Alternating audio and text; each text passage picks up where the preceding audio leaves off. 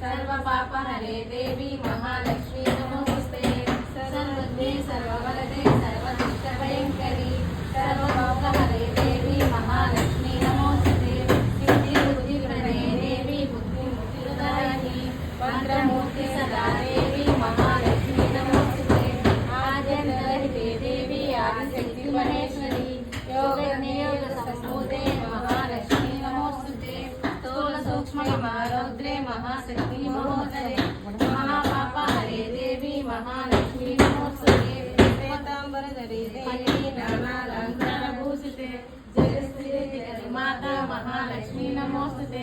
पद्मासनस्थिते देवी परब्रह्मस्वरूपिणी परमेशी जगन्माता महालक्ष्मी नमोस्तुते।